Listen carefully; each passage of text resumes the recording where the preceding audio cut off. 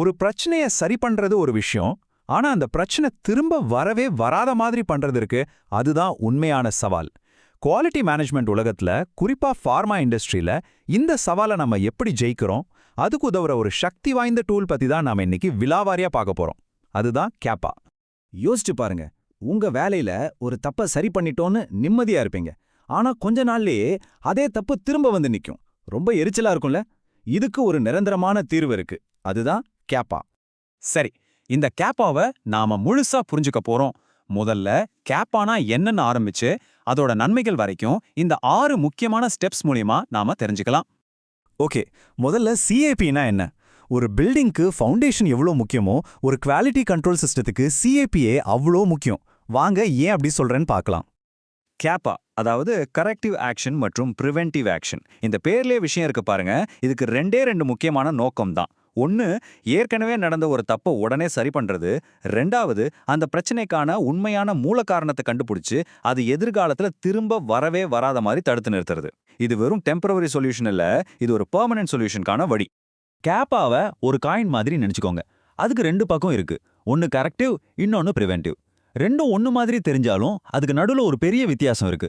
அந்த வித்தியாசத்தை சரியா புரிஞ்சுக்கிட்டாதான் ஒரு கேப்பா பிளான் சக்சஸ் ஆகும். இந்த டேபிள பாருங்க. கரெக்டிவ் ஆக்ஷனுங்கிறது ஒரு ஃபயர் என்ஜின் மாதிரி.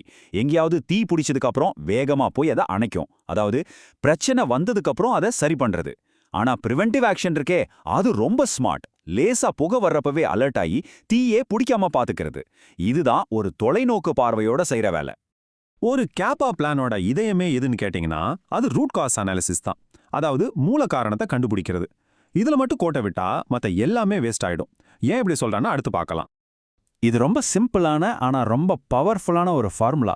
நீங்க பிரச்சனையோட உண்மையான மூல காரணத்தை கண்டுபிடிக்காம வேற எதையோ காரணம்னு நினைச்சிட்டீங்கன்னா நீங்க போடுற கேப்பா பிளான் மொத்தமா தப்பாயிடும்.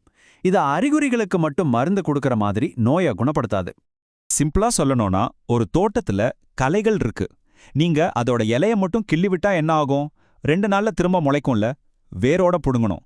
அதே மாதிரிதான் மூல காரணத்தை சரி பண்ணாத எந்த பிரச்சனையும் திரும்ப திரும்ப வந்துட்டே தான் இருக்கும்.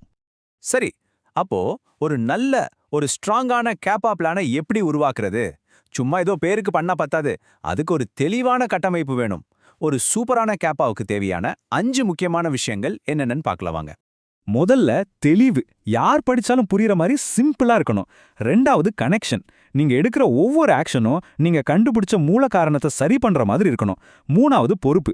யார் இந்த வேலையை செய்ய போறாங்கன்னு தெளிவா ஒருத்தரை நியமிக்கணும். நாலாவது டைம்.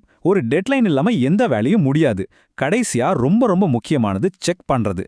நாம போட்ட பிளான் நிஜமாவே வேலை செய்தான்னு ஒரு தடவை செக் பண்ணி பார்க்கணும். இந்த 5 இருந்தா உங்க கேப்பா கண்டிப்பா ஹிட் தான். நாம இப்போ தியரி எல்லாம் பார்த்துட்டோம். ஆனா பிராக்டிக்கலா நிஜ உலகத்துல என்னென்ன தப்புகள் நடக்குது, குறிப்பா ஆடிட் நடக்கும்போது ஆடிட்டர்ஸ் திரும்ப என்னென்ன தவறுகளை சுட்டி காட்டுறாங்கன்னு பார்ப்போம். இந்த தப்புகள்ல இருந்து நம்ம நிறைய கத்துக்க முடியும். ஆடிட்டர்ஸ் அடிக்கடி கண்டுபிடிக்கிற முதல் தப்பு காலாவதியான கேப்பா. அதாவது டெட்லைன் முடிஞ்சு பல நாள் ஆயிருக்கும். இது ஒரு பொறுப்பற்ற தன்மையை காட்டுது. ரெண்டாவது, மூல காரணத்துக்கும் எடுத்த நடவடிக்கைக்கும் சம்பந்தமே இருக்காது. இதெல்லாம் விட பெரிய தப்பு என்ன தெரியுமா? அந்த எஃபெக்டிவ்னஸை செக் பண்ணாமலேயே கேப்பாவை க்ளோஸ் பண்றது. இதோட ரிசல்ட் என்ன ஆகும்? அதே பிரச்சனை திரும்ப வரும். இது மொத்த கேப்பா ப்ராசஸுமே அர்த்தமில்லாததா ஆக்கிடும். இவ்வளோ சவால்கள் இருந்தாலும் ஒரு நல்ல சிஏபிஏ சிஸ்டமை ஒரு கம்பெனி சரியா ஃபாலோ பண்ணா கிடைக்கிற நன்மைகள் உண்மையிலே ரொம்ப அதிகம். அது வெறும் பிரச்சனையை சரி பண்றது மட்டும் இல்ல, அதுக்கும் மேல நிறைய நல்ல விஷயங்கள் நடக்கும். அது என்னன்னு பார்க்கலாம். இந்த கிராஃபை பாருங்க, உங்களுக்கே புரியும். ஒரு நல்ல கேப்பா சிஸ்டம் இருந்தா தேவையில்லாத டீவியேஷன்ஸ், அதாவது பிரச்சனைகள் கம்மியாகும்.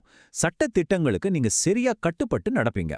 இதோட அல்டிமேட் பெனிஃபிட் என்னன்னா, FDA மாதிரி பெரிய ரெகுலேட்டரி ஏஜென்சிகளுக்கு உங்க கம்பெனி மேல ஒரு நம்பிக்கை வரும். இது உங்க கம்பெனியோட மதிப்புக்கு ரொம்ப முக்கியம். முடிவா இந்த ஒரு விஷயத்த மனசுல வச்சுக்கோங்க. கேப்பாங்கிறது ஒரு ஃபார்மாலிட்டிக்காக ஒரு டாக்குமெண்ட்டை க்ளோஸ் பண்றதே இல்ல. அது ஒரு பிரச்சனையை நிரந்தரமா முடிக்கிறதுக்கான ஒரு வழி. இப்போ நான் உங்ககிட்ட கேட்கிற கேள்வி இதுதான். உங்க கம்பெனில இருக்கிற பிரச்சனைகளோட ஆணிவேரை கண்டுபிடிக்க நீங்க தயாரா?